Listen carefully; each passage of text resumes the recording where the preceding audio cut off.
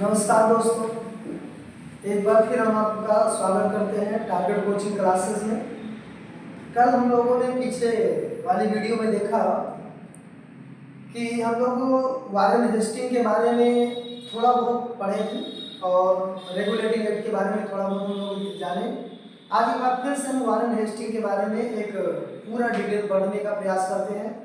तो भारत में बंगाल का पहला गवर्नर जनरल उसे कहते हैं। वारेन हेस्टिंग जो है बंगाल का अंतिम गवर्नर है और बंगाल का प्रथम गवर्नर जनरल है। चूंकि इसी के बाद में 1773 का रेगुलेटिंग एक्ट आ जाएगा और भारत में एक विधिवत विधान, संविधान तो नहीं कह सकते बट एक विधिवत विधान की शुरुआत होगी। आपके देश में एक लिखित दस्तावेज रहेगा जो एक सरकार को इंडिकेट करती है, मतलब सरकार को क्या क्या कार्य करना है, प्रजा के साथ कैसे फेस करना है और जनता के साथ में हमको राजस्व का मामला, प्रशासन का मामला या अन्य जो भी मामले हैं उस रेगुलेटिंग एक्ट में वारेन हेस्टिंग के शासनकाल में लिख के आया। ये भी सत्य था कि भारत में कंपनी जो काम कर रही थी उसका मुनाफा काफ़ी उसको मिल रहा था और इसका फायदा जब ब्रिटेन में पहुंचा या ब्रिटिश संसद को मालूम चला तो ब्रिटिश संसद भी इसी प्रयास में थी कि मुझे जैसे ही अवसर मिलेगा तुरंत हम भारतीय मामलों में इंटरफेयर करना शुरू करेंगे। और ईस्ट इंडिया कंपनी का दुर्भाग्य होगा कि ईस्ट इंडिया कंपनी घाटे में चली जाएगी और उसको ब्रिटेन की सरकार से, ब्रिटिश सरकार से, संसद से कर्ज लेने के कारण से उसको इस यद्यपि वहाँ की सरकार कर्ज देने के लिए तैयार तो हो गई बट उसके लिए ये भी हो गया कि वहाँ से एक लिखित दस्तावेज दिया गया। चूंकि उसी के द्वारा ब्रिटिश संसद क्या करना शुरू किया कि ईस्ट इंडिया कंपनी के ऊपर एक दबाव बनाना शुरू किया, अपने कानूनों के माध्यम से उसको नियंत्रित करने का प्रयास किया। खैर हम देखते हैं कि 1773 का जो रेगुलेटिंग एक्ट आएगा उसके द्वारा वारेन हेस्टिंग जो था, जो बंगाल का गवर्नर था, अब वो बंगाल का गवर्नर नहीं बल्कि उसके पदनाम में बदलाव, अब उसका नाम हो जाएगा बंगाल का गवर्नर जनरल। इस प्रकार हम देखते हैं कि बंगाल का प्रथम गवर्नर जनरल कौन था, तो बंगाल का प्रथम गवर्नर जनरल वारेन हेस्टिंग था। आइए हम लोग देखते हैं कि वारेन हेस्टिंग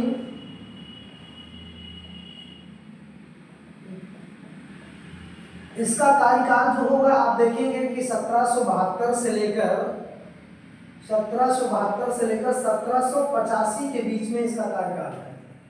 सबसे फर्स्ट यही है कि भारत का बंगाल का प्रथम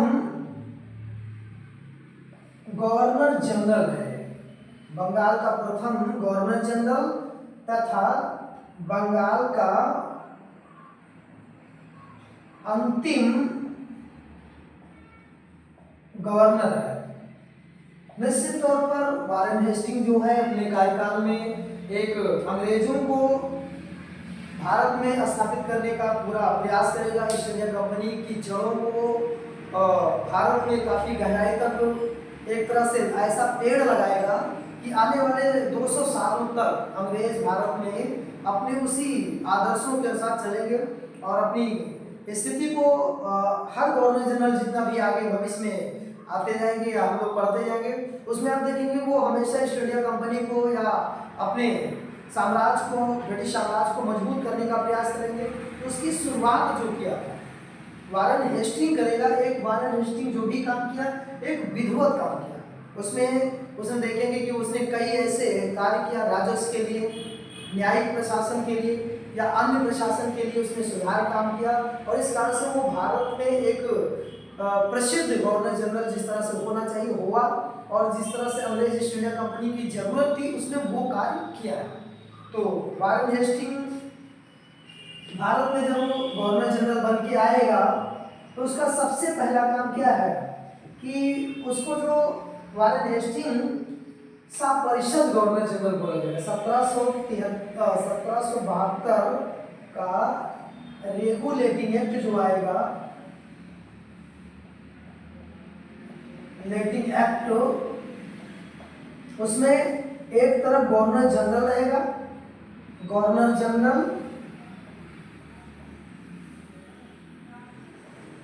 दूसरी तरफ परिषद रहेगी उसकी, परिषद जिसमें 4 सदस्य थे। इधर वारेन हेस्टिंग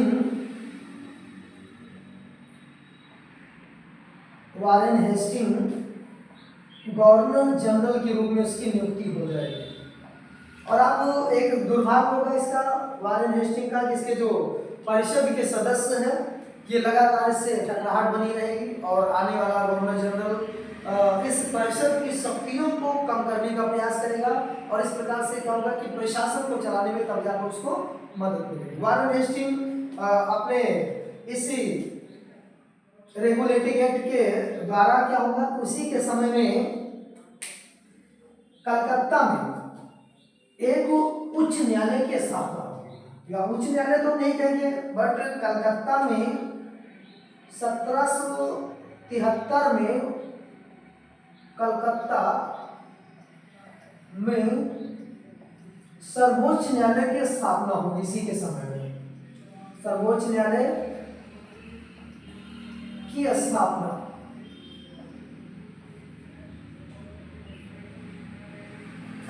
होगी। इसके जो मुख्य न्यायाधीश होगा,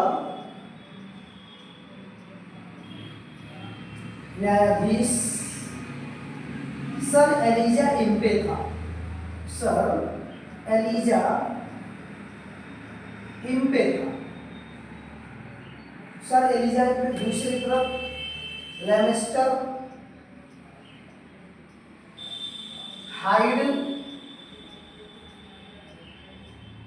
एवं अन्य। लेमेस्टर हाइड और एक गवर्नर जनरल होगा। फिलहाल आपको मुख्य रूप से ध्यान यहाँ पर देना होगा कि गवर्नर जनरल जो उसके शासन गवर्नर जनरल के या यूं कह सकते वारेन हेस्टिंग के शासन काल में जब गवर्नर जनरल बना तो 1773 के रेगुलेटिंग एक्ट के द्वारा कलकत्ता में सर्वोच्च न्यायालय की स्थापना हुई और उसमें जो मुख्य न्यायाधीश था सर एलिजा इम्पे था। उसके जो अन्य न्यायाधीश थे लेमेस्टर हाइड और चैम्बर थे। यहाँ पर लिख दे रहे तीसरा जो है व्यक्ति जो है वो चैम्बर। निश्चित तौर पे एक मुख्य न्यायाधीश और 3 अन्य न्यायाधीश बने थे। तो उसके शासनकाल में न्यायिक मामलों में यानी कह सकते हैं कि कलकत्ता में एक सर्वोच्च न्यायालय की स्थापना हुई थी। इसके बाद में कंपनी जो आई थी, कंपनी का जो मुख्य उद्देश्य था कि भारत में व्यापार करना और व्यापार के माध्यम से अपनी स्थिति को मजबूत करना। तो वारेन हेस्टिंग जो है वो वारेन हेस्टिंग अपने शासनकाल में कंपनी की आर्थिक स्थिति को मजबूत करने का प्रयास करेगा। सर्वप्रथम क्या करेगा कि इस्तमरारी बंदोबस्त की शुरुआत करेगा। बंदोबस्त की स्थापना जो प्रारंभ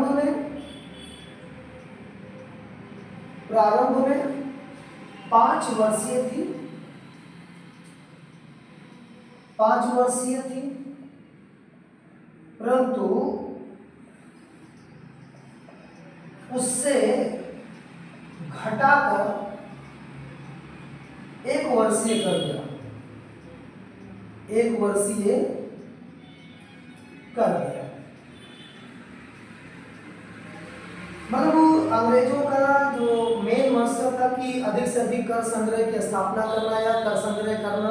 तो उन्होंने क्या किया कि भू राजस्व में इस्तमरारी बंदोबस्त की स्थापना किया, जो प्रारंभ में क्या थी 5 वर्षीय थी, परंतु उसे घटाकर क्या किया 1 वर्षीय कर दिया गया। अगला इसने कदम उठाया है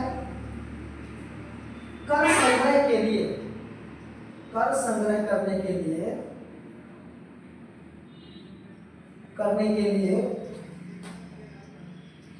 भारत में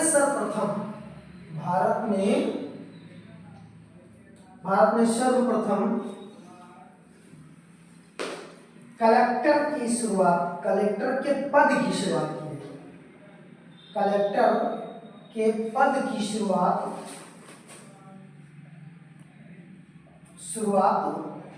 हुई। कहने मतलब आप देखेंगे प्रत्येक जिले में मतलब कर संग्रह करने के लिए भारत में सर्वप्रथम कलेक्टर के पद की शुरुआत की गई। भारत में ये जो कलेक्टर था वो प्रत्येक हर जिले में एक कलेक्टर की शुरुआत किया गया। कलेक्टर का काम कर था कि कर को संग्रह करके और राजस्व कोष में जमा करना। तो आप देखेंगे भारत में जो वर्तमान कलेक्टर है जो डीएम जिन्हें कहते हैं, जिन्हें हम जिलाधिकारी भी कहते हैं, तो जो जिलाधिकारी के पद पर या डीएम के पद पर या जिला कलेक्टर के पद पर एक ही व्यक्ति बैठता है, बट तीनों का कार्य एक ही व्यक्ति तीन कार्य करता है। जब वो राजस्व संग्रह करता है तो आज भी उसको जिला कलेक्टर बोलते हैं। ये पद आप देख रहे हैं कि वारेन हेस्टिंग के शासनकाल में हुआ।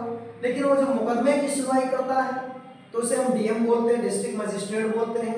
लेकिन जब वो अपने सभी प्रशासनिक मामलों को देखभाल करता है तो उसे हम जिलाधिकारी कहा जाता है।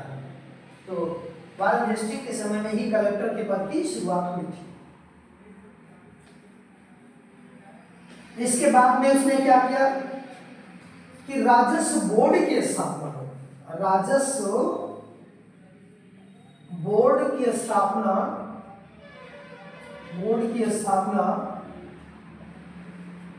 कलकत्ता में हुई। कलकत्ता में स्थापना कलकत्ता में हुई। कहने का मतलब राजस्व से संबंधित जितने भी मामले आते थे या कर से संबंधित जितने मामले होते थे उन सभी मामलों को सुलझाने के लिए राजस्व बोर्ड की स्थापना उसके शासनकाल में हुई। दूसरा,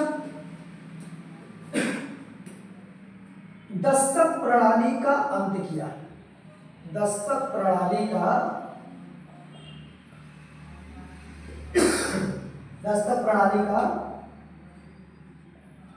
अंत किया। भाई दस्तक प्रणाली क्या है? तो आप देखेंगे कि जब कंपनी जो है कि जब उनको बंगाल, बिहार, उड़ीसा में व्यापार करने की अनुमति फर्रुखसियत के द्वारा मिले, मुगल सम्राट फर्रुखसियत के द्वारा उन्हें बंगाल बिहार में 1717 में शाही फरमान जारी होगा एक तरह से उनके लिए, तो वो क्या करेंगे कि उस कलकत्ता शहर के अंदर में एक दस्तक प्रणाली शुरू की। उनके कहने का तात्पर्य था कि आप कलकत्ता में आकर व्यापार कीजिए, बट एक लाइसेंस ले लीजिए, उस लाइसेंस के द्वारा आप यहाँ पर आप व्यापार कर सकते हैं और व्यापार का फायदा ले सकते हैं। तो लाइसेंस एक तरह से लाइसेंस प्रणाली होती थी। कलकत्ता शहर के अंदर में व्यापार करने की एक तरह से अनुमति थी। लेकिन बात ये हुई ना कि दस्तक प्रणाली का अंग्रेजों ने भरपूर दुरुपयोग किया।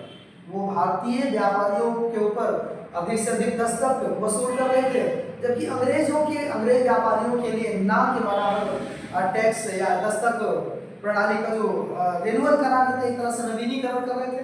तो उससे क्या होता था कि भारतीय व्यापारियों का माल महंगा हो जाता था और ब्रिटिश व्यापारियों का माल सस्ता होता था, और इस प्रकार व्यापार में दोनों को बैलेंस बराबर नहीं होने देता। दो एक अंग्रेज फायदे में रहेंगे और भारतीय क्या रहेंगे कि नुकसान में रहेंगे। तो वारेन हेस्टिंग्स ने क्या किया कि दस्तक प्रणाली का अंत किया। दस्तक प्रणाली को ये कह सकते हैं कि व्यापार करने की अनुमति है। एक तरह से व्यापार करने की एक अनुमति होती थी, तो उसी को दस्तक प्रणाली कहते हैं। तो दस्तक प्रणाली को इसने अंत कर दिया। एक तरह से भारतीय व्यापारी और अंग्रेज व्यापारियों को व्यापार के मामले में एक तरह से समानता के स्तर पर लाकर उसने खड़ा किया।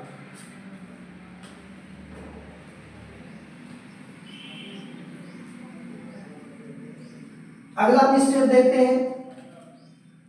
इसी के शासनकाल में आपको न्यायिक प्रणालियों की बात कर लेते हैं कि न्यायिक प्रणाली में कि वारेन हेस्टिंग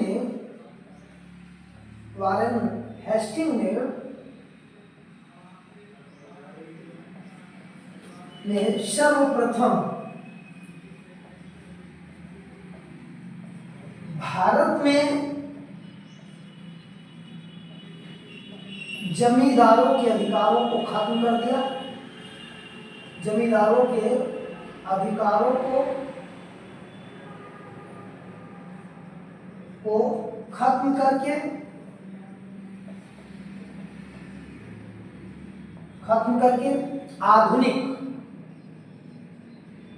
आधुनिक न्याय प्रणाली या न्यायालय की स्थापना किया। आधुनिक न्यायालय की स्थापना किया। निश्चित तौर पे भारत ने एक, हम यूं कह सकते हैं कि समानता के धरातल पर आने के लिए बहुत बड़ा काम किया इसने।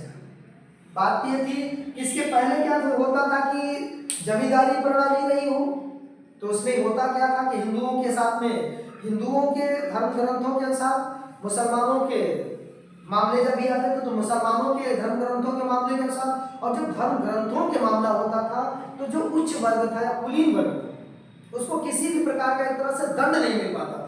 लेकिन वारेन हेस्टिंग ने भारत में जमींदारों के अधिकारों को खत्म किया। कहने मतलब जमींदार जो थे वो उन्हीं धार्मिक ग्रंथों के माध्यम से सजा देने का प्रावधान करते थे, और उसमें वर्ग विशेष को ज्यादा नुकसान, किसी को कम नुकसान, या किसी को बहुत ज्यादा दंड मिल जाता था, कल किसी को कम दंड मिलता था। तो निश्चित तौर पे बहुत बड़ा काम किया उसने कि जमींदारों के अधिकारों को खत्म किया और आधुनिक न्याय प्रणाली की शुरुआत की। निश्चित तौर पे बहुत अच्छा काम किया। और आधुनिक न्याय प्रणाली में उसने क्या किया कि दीवानी मामला और आपराधिक दोनों प्रकार के न्यायालय की स्थापना किया था उसने। आपराधिक न्यायालय,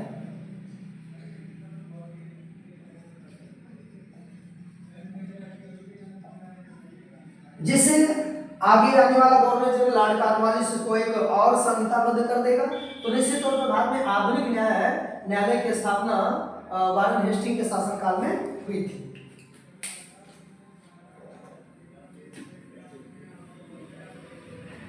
अगला हम तथ्य देखते हैं कि वारेन हेस्टिंग की जब समय भारत में आया, उस समय हमारे देश में पेशवा जो थे वो काफी शक्तिशाली थे। अंग्रेज जब अपने साम्राज्य का विस्तार करेंगे, इनको उस समय भारत में दो शक्ति ऐसी थी जिससे इनको टकराव होना पड़ेगा। एक पेशवा था और दूसरा आप देखेंगे मैसूर में टीपू सुल्तान और हैदर अली से इनका सामना होगा। तो वारेन हेस्टिंग के शासनकाल में आप देखेंगे कि प्रथम आंग्ल मराठा युद्ध होगा। वारेन हेस्टिंग के शासनकाल में वारेन हेस्टिंग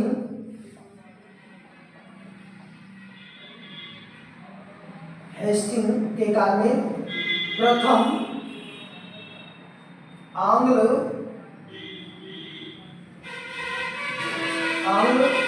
मराठा युद्ध होगा।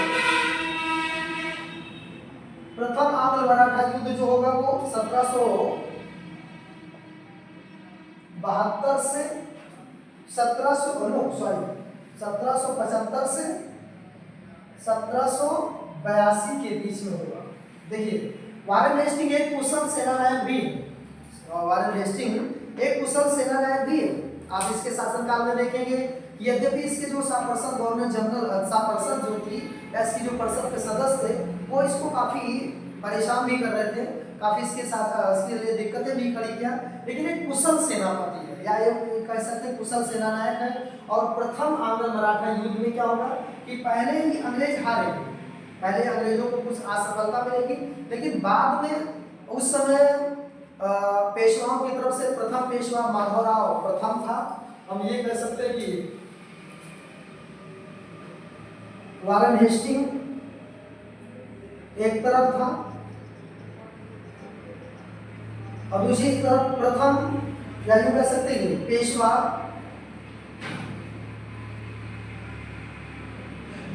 माधवराव प्रथम था। तो शुरू में अंग्रेजों को असफलता मिलेगी, लेकिन बाद में अंग्रेजों को सफलता मिलेगी और इस प्रकार से प्रथम आंग्ल मराठा युद्ध का अंत जो होगा एक संधि होगी, शालबाई की संधि। शालबाई की संधि होगी जो 1782 में होगी। निश्चित तौर पर शालबाई की संधि 1782 में होगी और इस प्रकार से प्रथम आंग्ल मराठा युद्ध बंद हो जाएगा। तत्काल तौर पर भविष्य के लिए एक तरह से युद्ध की शुरुआत का रूपरेखा भी तैयार हो जाएगा।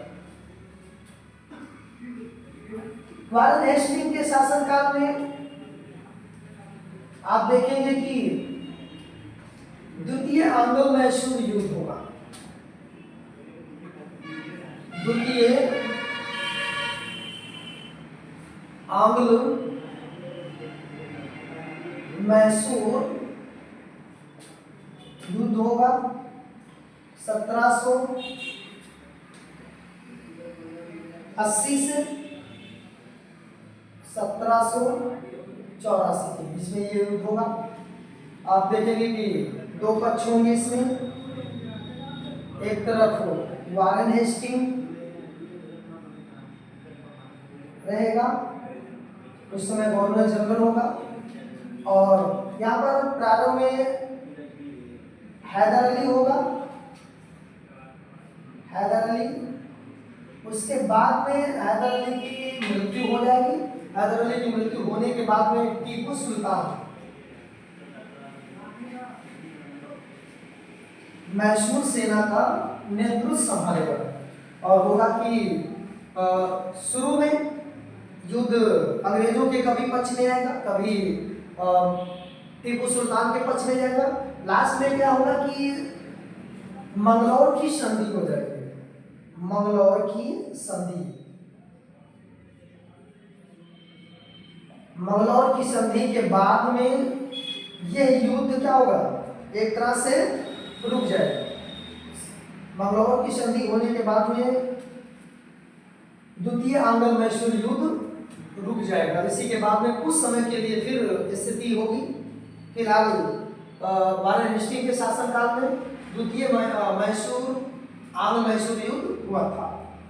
अब हम अगला यहाँ पे देख सकते हैं कि वारेन हेस्टिंग के शासनकाल में कुछ साहित्यिक या यूं कह सकते हैं शैक्षणिक विकास क्या हुआ था। तो वारेन हेस्टिंग के शासनकाल में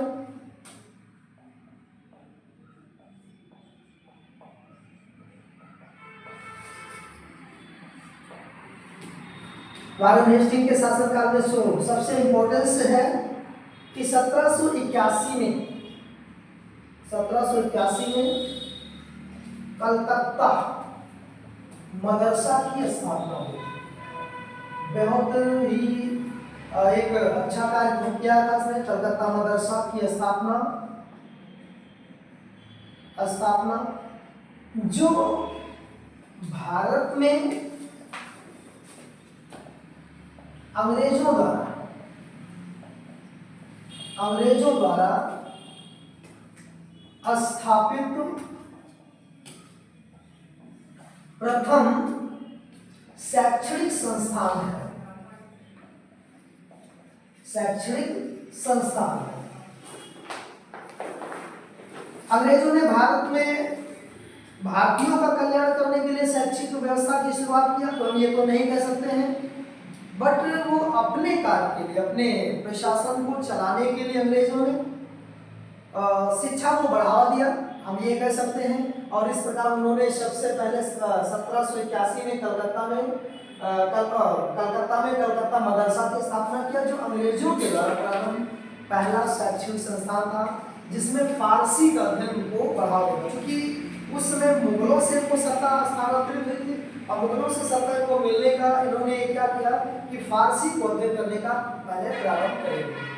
और उसके बाद में आप देखेंगे फारसी का अध्ययन के साथ साथ ये संस्कृत के अध्ययन को भी बढ़ा देना शुरुआत करेगा। आप देखेंगे इसी के शासनकाल में बनारस में संस्कृत कॉलेज की भी स्थापना हुई, संस्कृत कॉलेज की स्थापना हुई। ये दोनों कॉलेज जो थे, ये इनका उद्देश्य था कि इससे भारत के विधि रूल को समझना, भारतीयों के कल्चर को समझना, भारतीयों के कल्चर को समझ करके अपने प्रशासन को चलाने में आसानी प्राप्त करना, ताकि उनको भारतीयों का समर्थन भी मिले और प्रशासन चलाने में भी उनको आसानी हो।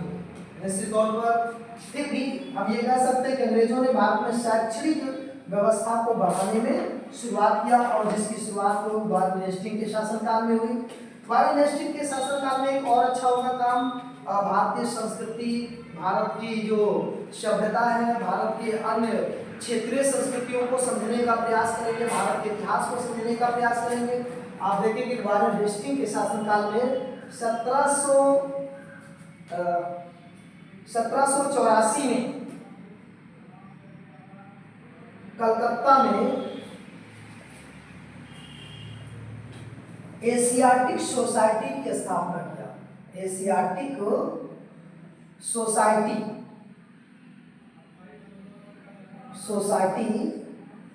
की स्थापना किया। निश्चित तौर पर वारेन हेस्टिंग खुद एक विद्वान था और उसने भारत के इतिहास, संस्कृति, सभ्यता को समझने का प्रयास किया। एशियाटिक सोसाइटी के जो अध्यक्ष होंगे, जिनको हम कह सकते हैं कि सर विलियम, यहाँ पे नहीं देखते हैं, एशियाटिक सोसाइटी के जो अध्यक्ष हैं, अध्यक्ष और सह अध्यक्ष, तो सह अध्यक्ष में सर विलियम जोन्स होंगे,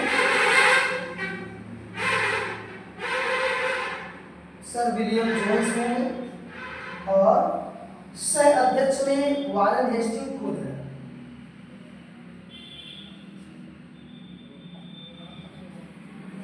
निश्चित तौर पे भारत के इतिहास को यही एशियाटिक सोसाइटी ऑफ बंगाल, या यूं कह सकते हैं एशियाटिक सोसाइटी की स्थापना जो हुई है, आगे चल करके देखेंगे लॉर्ड कर्जत के शासनकाल में आप आर्कियोलॉजी सर्वे ऑफ इंडिया होगा, और वर्तमान समय में जिसको हम बोलते हैं भारतीय पुरातत्व सर्वेक्षण विभाग कहा जाता है। तो कलकत्ता में एशियाटिक सोसाइटी की स्थापना होगी। अध्यक्ष सर विलियम जोन्स है, सह अध्यक्ष वारेन हेस्टिंग है।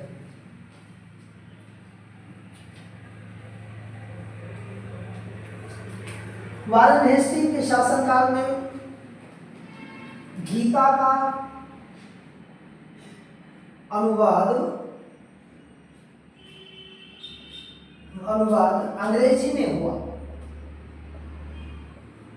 अंग्रेजी में किया गया। वारेन हेस्टिंग के शासनकाल में ही वेदों का अनुवाद सर्वप्रथम अंग्रेजी में किया गया।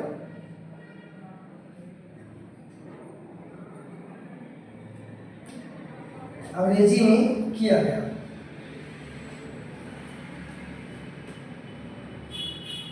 इसके बाद में वारेन हेस्टिंग ने भारत में कुछ और ऐसे मामले होंगे जो घटित होंगे, जैसे नंद कुमार का मामला होगा। नंद कुमार का मामला आएगा। इसके बाद में आप देखेंगे अवध की बेगमों का मामला होगा,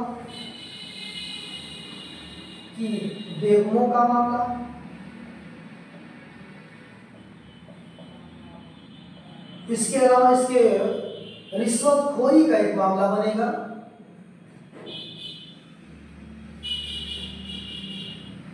रिश्वतखोरी का मामला बनेगा। इन तीनों को मामलों को लेकर जब वारेन हेस्टिंग लंदन जब जाएगा तो इसके खिलाफ में महाभियोग की प्रक्रिया रह जाएगी। महाभियोग की प्रक्रिया ब्रिटिश संसद द्वारा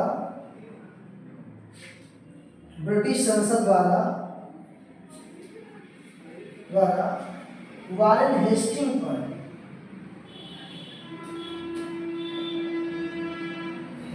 पर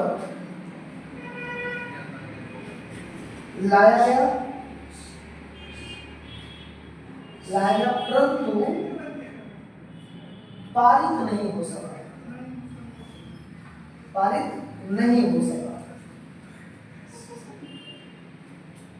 निश्चित तौर पर ये प्रथम गवर्नर जनरल था, मतलब वारेन हेस्टिंग प्रथम गवर्नर जनरल था जिसके ऊपर महाभियोग की प्रक्रिया लाई गई थी, और लेकिन वो महाभियोग की प्रक्रिया पारित नहीं हो पाई।